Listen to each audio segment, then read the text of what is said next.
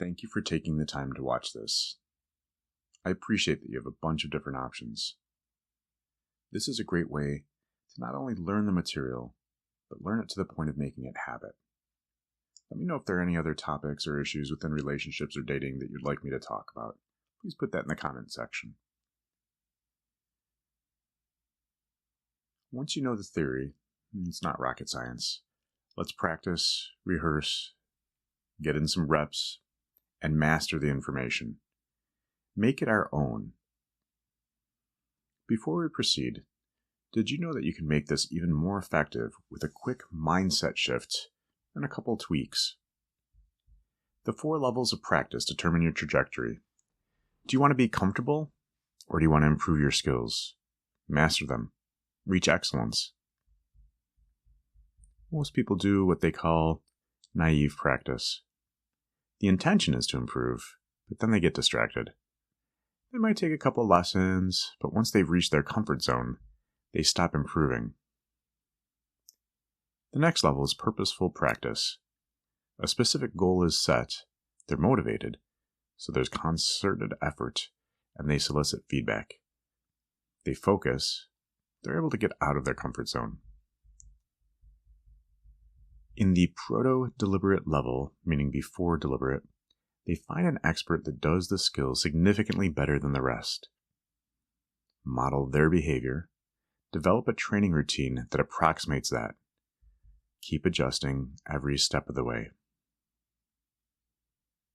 And finally, when they reach deliberate practice, they're using feedback and design protocols from the experts. This level has well-designed specific goals. You'll be consistently out of your comfort zone and focus your attention. You're building upon your previous skill set. After you do the behavior, you give yourself feedback, and you seek feedback from other people. You develop a mental representation of what is to be had. So this is a Singles Mingle, the flirting sequence. Flirting is about evoking emotion, not making her think. It's not a conscious impact. You're appealing to the deeper aspects of her psyche. What can I write in a text, right? So think about the text. That's usually where it starts, not in person. That evokes the right emotions in my ideal partner. So with online dating, you communicate back and forth through text, then sometimes you call, then sometimes you meet in person. So what you're thinking about is, what's a text to evoke emotion? So you're trying to pick up a woman, you want to appeal to the emotion. So what you're going to hear is a lot of stereotypical, gender-biased statements that I'm going to make throughout these. What I've found is that there are stereotypes for a reason. A lot of these are true a lot of the time. Almost nothing is true 100% of the time. So when I say that you want to evoke emotions if you're dating and flirting with a woman, what I'm trying to say is, look, 9 times out of 10, evoking emotion is going to get you where you want to go. Try that first. Have that be your default. Adjust accordingly. So what's the right emotion? What am I trying to evoke? So sit with that question. Options. Come up with about 7 options to evoke the right emotion in your ideal partner. Here's one example that I heard that I liked. Tell me about a time when you were growing up where you laughed until you had tears in your eyes and your sides ached. What would be your ideal romantic date? If you could meet any of your childhood heroes, who would you choose? Every time you enter a room, your theme song comes on. What song would it be?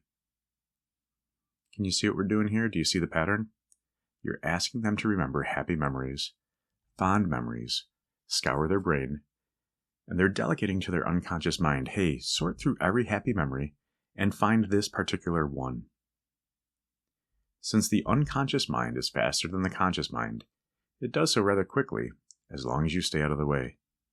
The conscious mind tends to micromanage and obstruct your progress. Anyway, what feelings did you elicit when you were looking through all those happy memories? Did you feel better? Did you feel happier yourself? We have the ability to focus our attention on anything we choose. Why not choose those memories?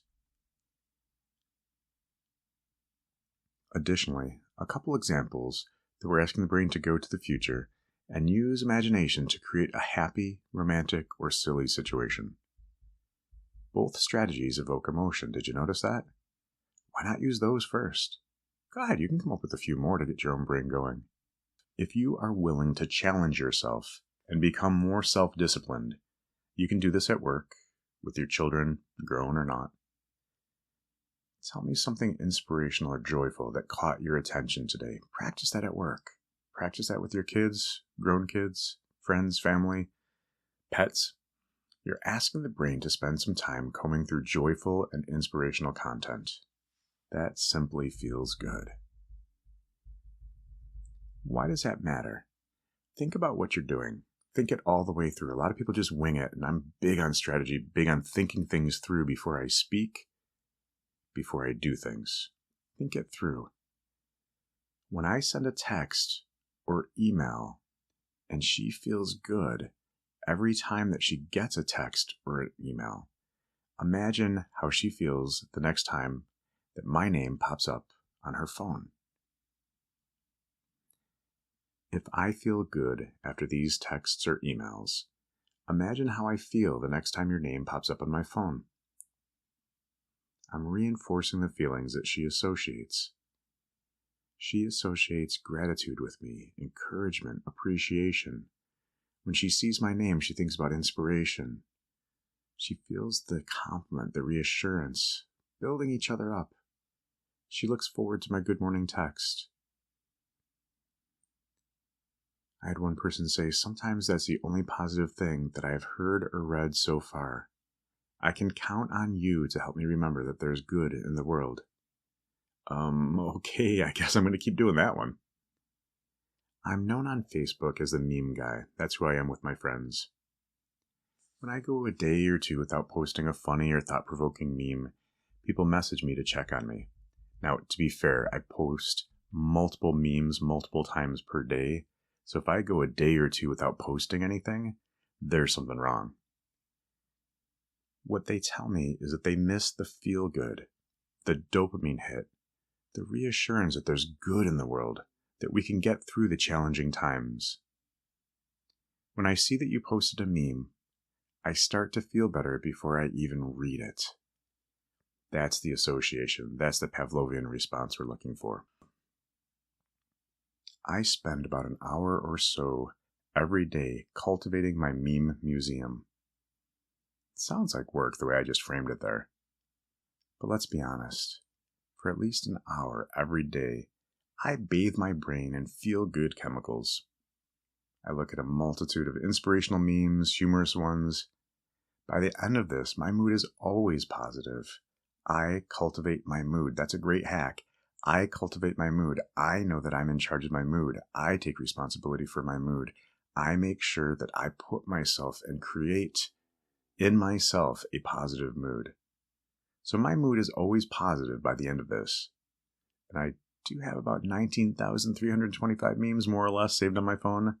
I'm always adding more. Why? It helps me focus my mood. It helps me create a mood that I like, that I appreciate. It's a great life hack.